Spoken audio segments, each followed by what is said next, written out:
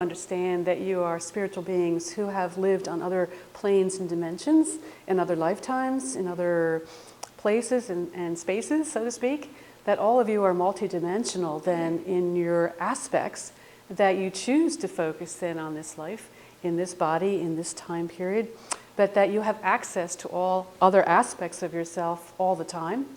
And so we want to mention that also because this is another way in which you can then tune into the joy, is to also tune into your other lifetimes when perhaps you were joyful or that you experienced joy. And so I do encourage you then to connect to what you'll call your past lives or your future lives or to your counterparts or aspects. And so that's available to you also. It's a sort of a rich brew that you are really consisting of, then that all of you can engage in and drink from. And so we encourage you to understand that you are multidimensional, that you have a resource then of information and feeling and support then from yourself and yourselves, if you will. Not only then do you have support from yourself and yourselves, but ultimately you have support from your guides and your guardian angel, and from your soul family. So if you did not know this, I will tell that now to you, that you have a family, not only a biological one, but a spiritual one, that you all source from a spiritual family, from the realms that you come from, in which you all support each other and often incarnate with each other, so that you may have discovered in your spiritual journey that you have met members of your soul family in this lifetime or in other lifetimes, and that they are here to be of service to you, to be in relationship to you, to be of support to you. So that is another source for you to seek out then your spiritual family in the form of friends, in the form of family itself perhaps, or in the form of colleagues and friendships that you make, that you may identify quickly then members of your soul family because you feel that you resonate with them, that you feel that you've known them all your life, that they have a familiarity to you. These are signs and ways in which you can then discover your soul family.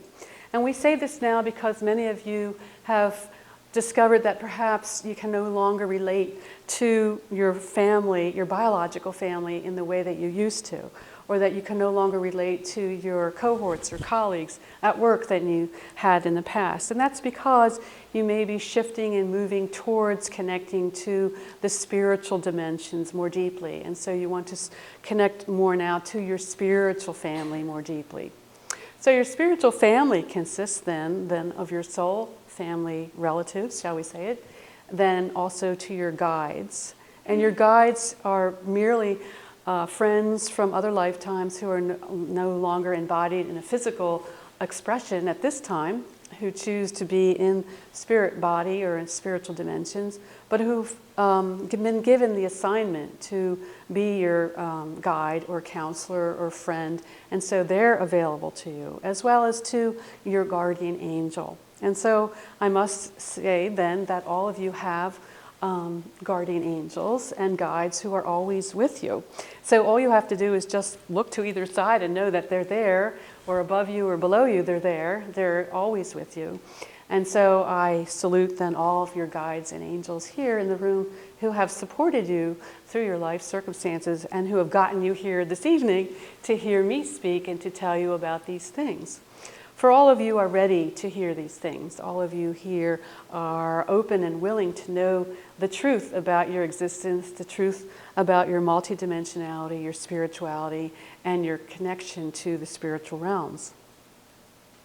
All of these then are sources for you to rely upon, to talk to gain counsel from, to gain support from. And so we of the angelic realm are here to just encourage you to begin to connect then to your soul family, to your guides, to your guardian angel in the various ways, shapes, and forms that are available to do so.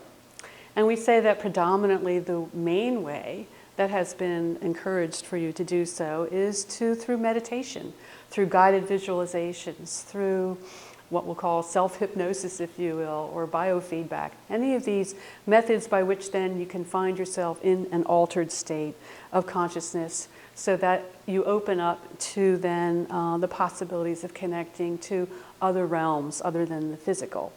So we'll say that meditation is one of the keys to help you connect then to the spiritual realms. Listening to channelers is another way, such as tonight, in which you then can connect to the other realms. Also, learning to work with your dreams in the dream state, to ask for a dream in which you can connect to your guide or to your guardian angel, to a mentor of the past, whatever it is that you feel that you want to connect to, for support, for emotional support, mental support, even financial support. There are then those beings available for that purpose.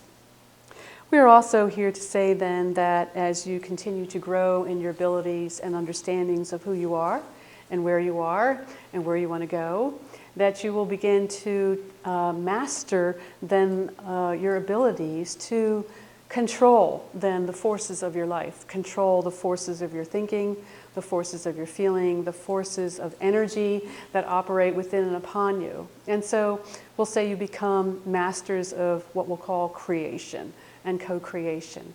And that's a lesson then that everyone learns then on the earth plane, is how to create their life, create their circumstances, create their experiences. And so we admonish you to recognize the fact that you are all creators, that you're all co-creators then with your guides and angels, the drama and the theater and the play of your life, and that you are the writer and the director and the actor in this play of your life.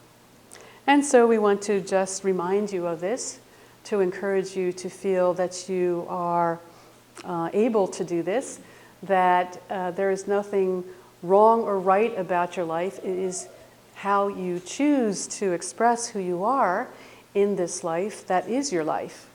And so we want to encourage you to feel confident and to not be ashamed, for we feel that there still is a lot of shame and guilt and lack of confidence then in yourself as well as all of humanity to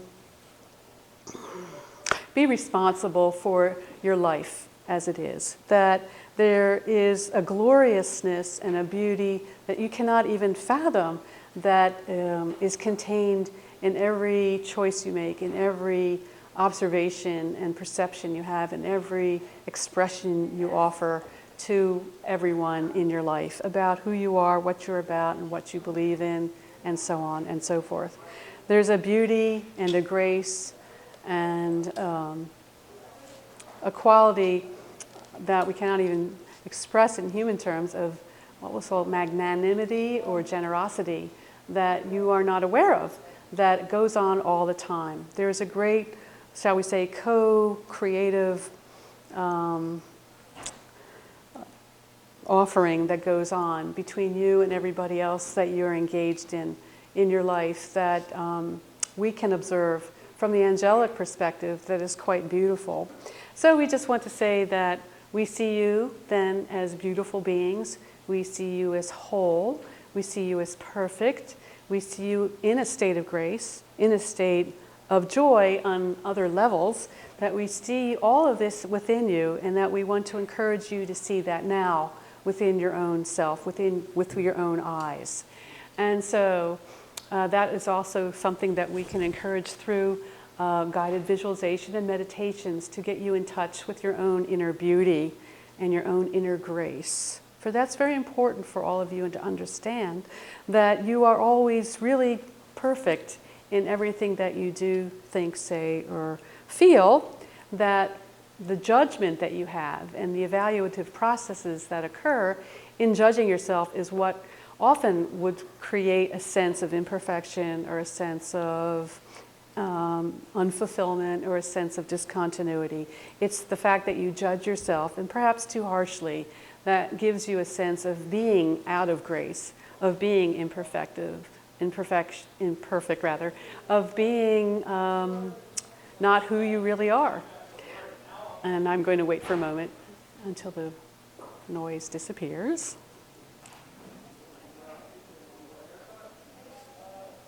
And so these people are taking a break from their meeting. And so I'm going to say that using that term, give yourself a break today, is something that I've often used in the past, to say that you need to also understand that it's important to forgive yourself more often. That to not only judge yourself, perhaps, but to also forgive yourself. Forgive your judgments, forgive your beliefs, forgive your emotions, forgive everything about yourself, and just say, everything's okay, I'm okay, just the way I am, right in this moment. And that perhaps is very important also as a step towards coming into your state of grace and into a state of joy, is self-acceptance and self-forgiveness. So those are terms that we've talked about in the past, in other lectures, in other times, and just again to repeat how important it is for you to remember this, that you need to forgive yourself perhaps on a daily basis of just being too harsh on yourself, too critical of yourself, too demanding of yourself. And so we say this is not only because of your own tendencies to be harsh and critical, but of the world's tendencies to be harsh and critical of itself. That this world is really too hard and too hard on itself for our liking, that we are here to try to soften the edges of your world, to try to show you that this can be a forgiving and forgiven world, that this can be a kind world and a gentle world. And so that term kindler and gentler world has been bandied about even by the politicians. That's because they have been tuning in to their guides on an occasional basis. And we'll say that perhaps you will be tuning into that sense too, that this also can be a kindler and gentler world. So how does that happen though? But to start with yourself, to become kinder and gentler to yourself. It's simply not to say that it's out there that we can make others kinder or gentler, or that they need to learn how to be kinder and gentler. You need to be learning how to be kinder and gentler to yourself. And so that's something else that we talk about as a ways and means in which then you can also come to a state of joy, a state of grace, a state of what we'll call perfection in those terms, in those ways. Okay, how many more minutes do we have? 2 minutes. Okay, I'm sensing that. And so I'm going to open the floor up for 2 or 3 minutes of questions, if there's any questions at this time. So we'll start over in this area, if there's somebody who wants to speak up or make a comment. I am building a website, and I'm wondering for guidance for one thing that I need to concentrate on to make this website successful. What you need to concentrate on is visualizing the website to be successful, and also to forgiving yourself if it's not perfect, and also just taking joy in the process of creating the website is really what's very important. And I can say that this is important for all of you to understand that it's simply not the goal, but the journey that's important for you to have fun with. So have fun with the process of creating your website, and that fun and that joy will spill over into the vibration of the website itself, believe it or not. And so people will tune into that joy and that excitement of your website. Do you follow what I'm saying there? Yes, indeed. Yes, is there another question then? Yes. What words of wisdom can you tell me that other people don't want to tell me out of fear of whatever? That you are a kind and good and decent and sane person. All of you need to know that too, that you are kind and good and decent and sane. And that's very important because you may not get that feedback enough because you don't believe it, one, yourself, and two, then that projects out into the world, and so others reflect that projection back to you. And so I must say then that you have to understand that this is a world of reflection, that part of the lesson that you learn in being a human being is that all of what you see around you is a co-creation and a projection of your own inner beliefs and feelings and desires. So that whatever happens to you, in a sense, can give you feedback as to what you think about yourself and feel about yourself, believe it or not.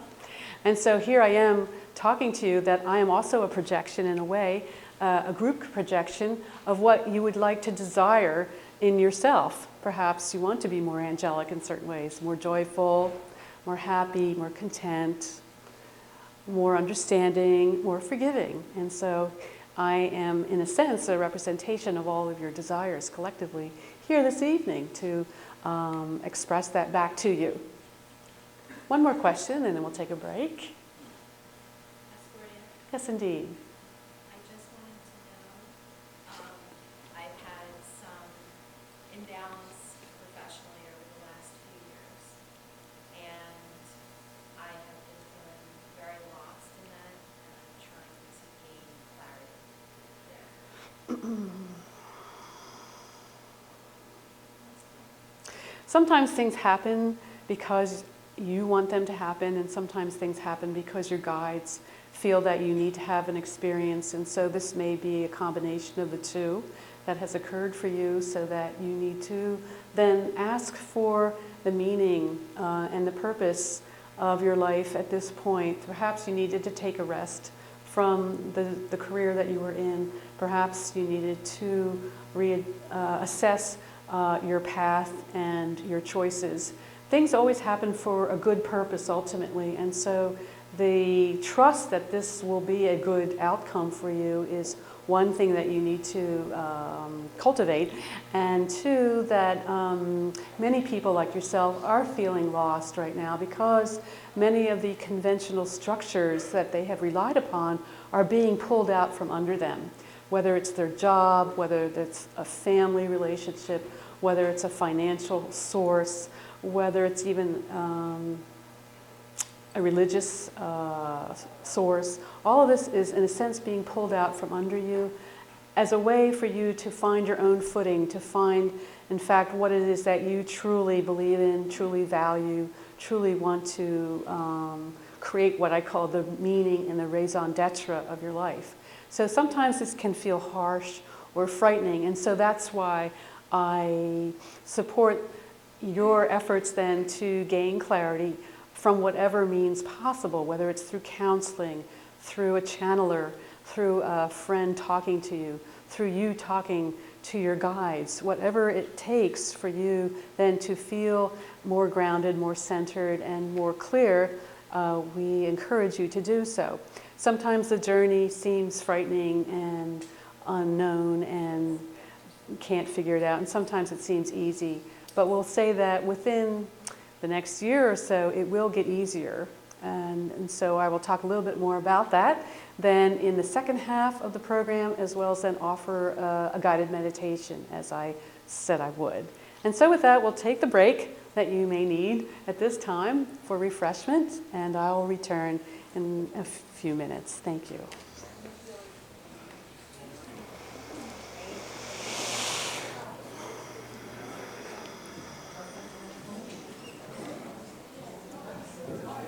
So please don't forget our networking table and help yourself to the refreshments. By my watch, we reconvene about 10 after 9.